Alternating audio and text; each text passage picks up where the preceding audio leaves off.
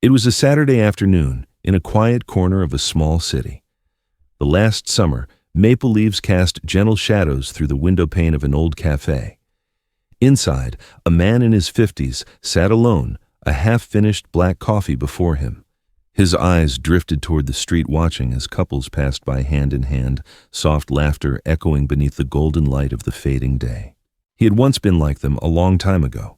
He too had believed that love, if deep enough, could carry two people through a lifetime.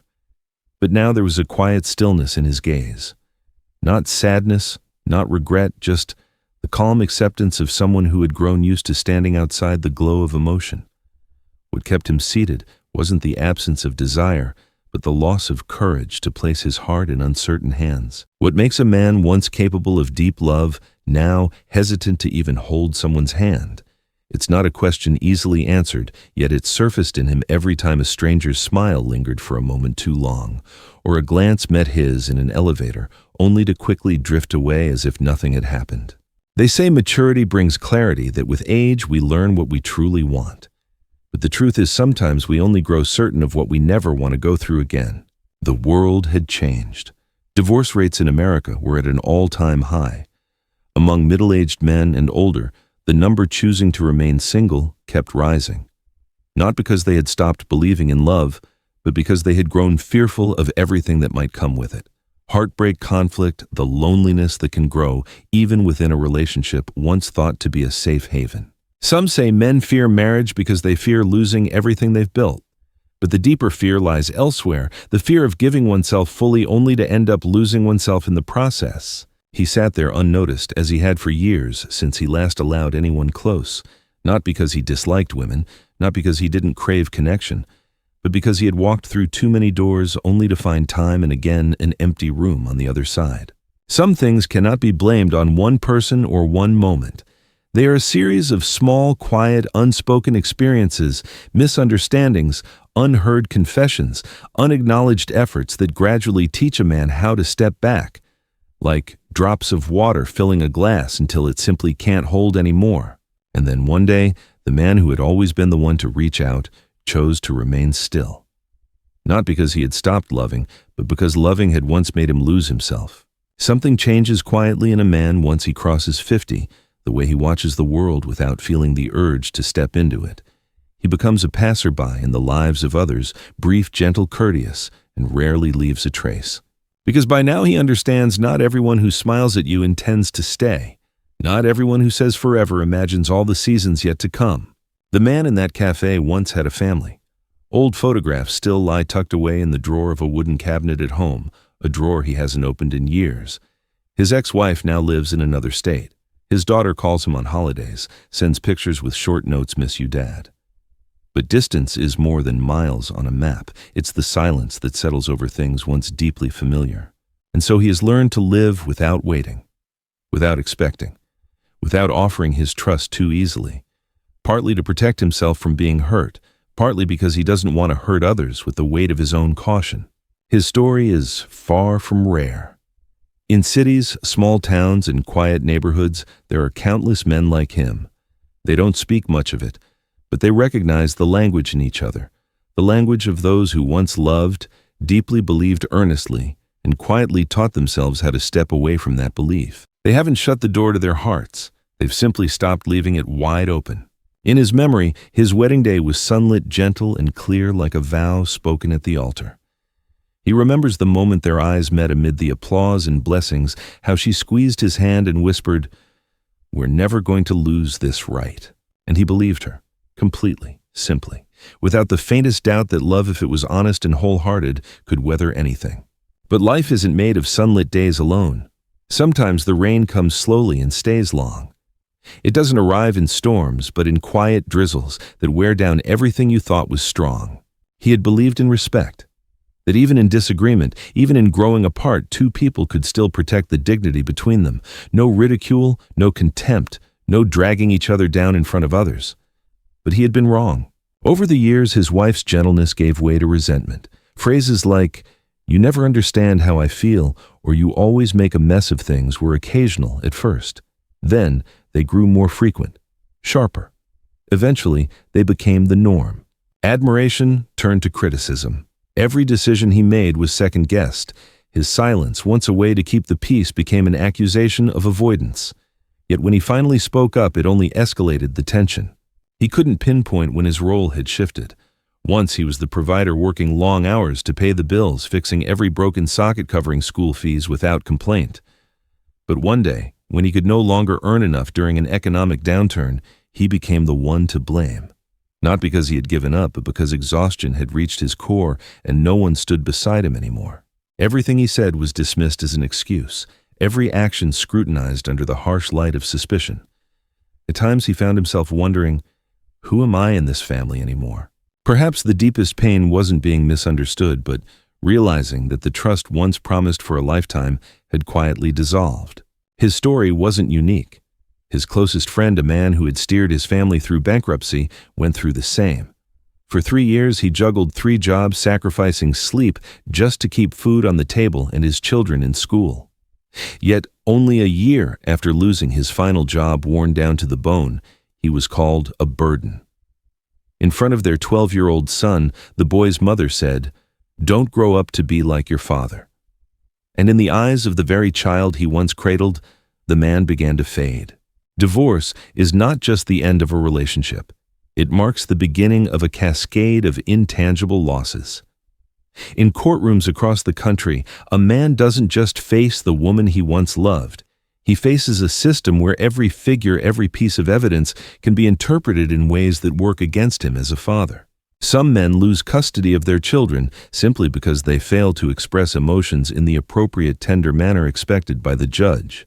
Others are temporarily barred from contact, then labeled as distant in final psychological assessments. The law, for all its claims of fairness, sometimes becomes a tool for settling scores legally.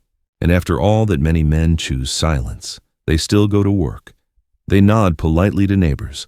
They offer faint smiles at company gatherings. But inside, something in them has died, the part that once believed family was a place to return to. They no longer complain. They no longer argue. They no longer fight to reclaim what was lost. Because what they lost was not just a house or a wife, but the feeling of being respected as a man. At 30, men often love with the full belief that sincerity will make everything right. At 50, they understand that sincerity can't fix everything, and instead of chasing love as a necessity, they begin to choose peace as a means of survival. That man, the one who used to reach out first, who used to apologize even when he wasn't wrong, who once begged for a conversation after a fight, now chooses silence. But that silence is no longer the sulking of youth. It is a shield, a method of self-preservation forged through repeated wounds. It's not that they're no longer capable of giving. They still care. Their hearts still stir when they meet someone who truly listens. But they no longer give unconditionally.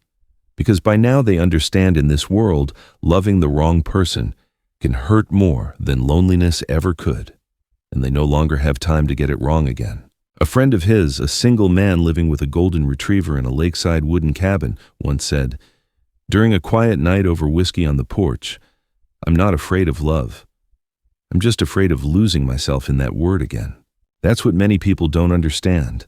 When they talk about older single men, they often smirk with hidden meaning, assuming they're afraid of commitment or responsibility. But the truth is, they've already committed, already carried the weight so much, so that now they know exactly where their limits lie. Many of them were once the pillar of the household. But there's a moment no one talks about, the moment when that pillar slowly becomes submissive just to keep the family from falling apart. They've said, "Whatever you decide, I'll go along with it," in everything from their children's schools to the color of the living room walls. They stepped back, surrendered every decision just to maintain peace. But in the end, they were still held accountable when things didn't go as hoped. Blamed for lacking backbone, for not being who they used to be, for being too soft to be a real man. And then they realized, in the home that was once their haven, they were being slowly neutered, not by force, but by being ignored, by being made invisible in every important decision. They still paid the bills, but their voice no longer mattered. Eventually, they came to understand that preserving self-respect mattered more than preserving the relationship. And from that moment on, they chose peace, even if it meant giving up what was once most sacred love. There's a truth that's becoming more apparent in today's world. Strong women are no longer rare. But that strength is sometimes misunderstood, and that misunderstanding often builds walls that cannot be crossed. He once knew a woman intelligent, accomplished, confident. Their conversations were inspiring at first, but over time he noticed anything he offered, as input, was seen as an attempt to control. When he stayed silent to keep things calm, she said he lacked interest. When he made a suggestion, she'd ask, "Do you think I can't decide for myself?" He wasn't angry. He simply withdrew, because he no longer had the strength to turn every minor disagreement into a gendered battleground, a debate over who was right or wrong. He had once hoped that love could be a place of lightness, not a stage for endless power struggles. And then he realized he wasn't alone. One by one, the friends around him had also withdrawn. They no longer sought someone to share everything with. They only hoped to find someone who wouldn't make them feel constantly on guard. Collective memory left its mark on them too. Every high-profile divorce, every news story about men losing everything, every film where the father became the villain in his children's eyes, each one planted a seed in their subconscious. When things fall apart, women often walk away with grace, while men stand amidst the wreckage picking up pieces of themselves. So no, it's not that they don't want love anymore. They just don't want to step into a love where there's no room to be themselves. Living alone is not a form of giving up. It is a conscious choice, one shaped by reflection, boundaries, and experience. They haven't locked away their hearts, but now they need a reason strong enough to unlock them. Trust to a grown man is no longer something that stirs at pretty promises. It is measured in time and quiet details, in unnoticed moments that still linger in his memory. When a man who has been broken looks at a new relationship, he doesn't seek the first rush of passion, he watches for consistency. He notices how she reacts when things don't go her way, how she handles anger, how she faces disappointment, disagreement, the imperfect parts of the man in front of her. Because he has been through the time when someone said, "You can trust me," while doing things that left him disoriented. Love without respect as its foundation can easily turn into control, manipulation, even punishment. What a man truly needs often isn't intense affection, but the quiet assurance that he can be himself, that he is allowed to be tired, to be unsure, to be wrong, and not be seen as weak for it. Respect, though it sounds simple, is one of the most overlooked elements in modern relationships. Listening has become a skill for rebuttal, not an act of understanding. People listen to respond, not to empathize. A man who has been hurt doesn't need constant agreement. He only needs someone who can say, "I don't fully understand, but I want to." That acknowledgement, small as it is enough to crack open a door long closed. Because if every difference becomes a fight for who's right, there's no room left for truth. Love shouldn't be a place where one must stay armored to avoid judgment. It should be where one can collapse and know they won't be left behind. So if there is anything that needs to change in order to restore a mature man's trust in love, it begins not with grand declarations, but with the smallest gestures. A look free of suspicion when he hesitates, a touch that reassures rather than controls when he falls silent, a kind patience that asks for nothing in return when he needs time. There's no need to say, "I promise I won't hurt you." Just live in a way that makes him feel he no longer needs to build fences around his heart. In divorce, there is a silent weapon more powerful than any word: the law. And when the law is used as a threat, any hope of rebuilding trust vanishes with it. Men aren't afraid of the law itself. They are afraid of becoming something to be disciplined or controlled in a relationship that once claimed to be built on love. They've heard words like, "If you do that, I'll take you to court," or "Don't forget the kids are with me." These aren't just threats. They shatter a man's sense of safety. They leave him with the realization that love can be revoked with a cold signature on a legal form. Trust cannot survive in a relationship where one holds the sword and the other must constantly stay on guard.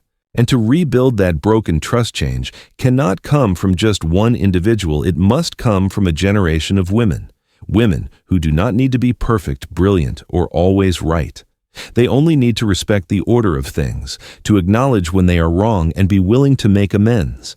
To understand that in a relationship, no one wins when both sides are slowly losing faith in each other.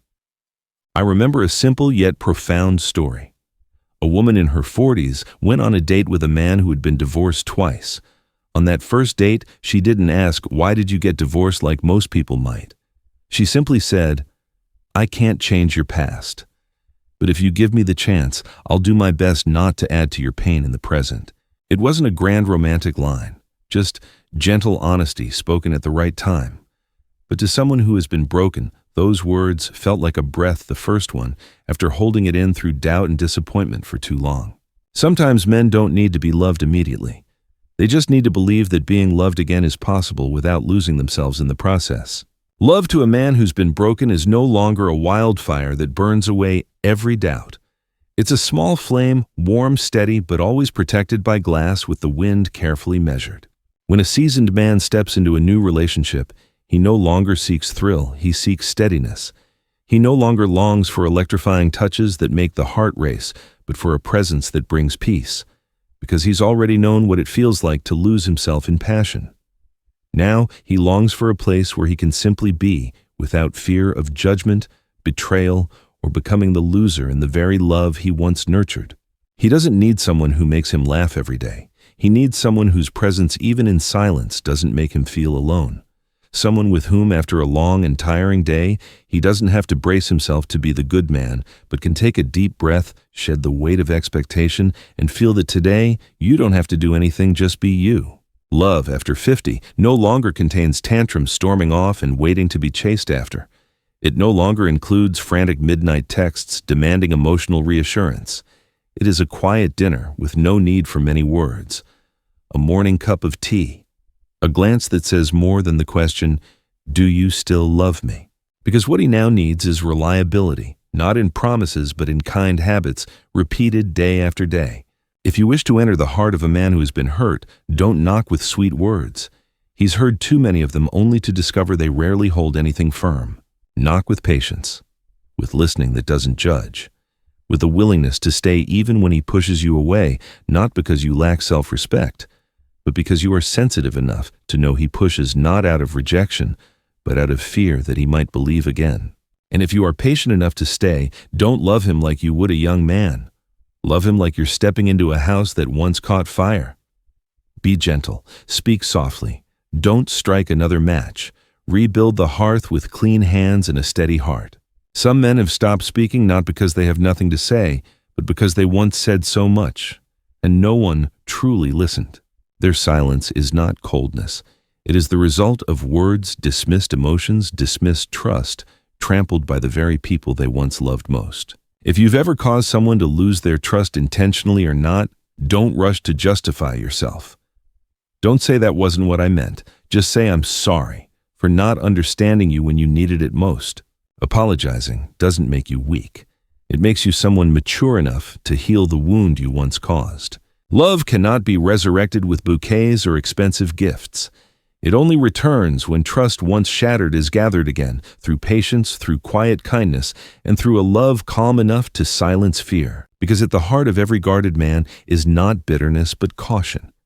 A man who has been broken doesn't want vengeance. He doesn't want to win arguments, prove points, or seek pity. He just wants one thing: to be loved again, without having to surrender who he is.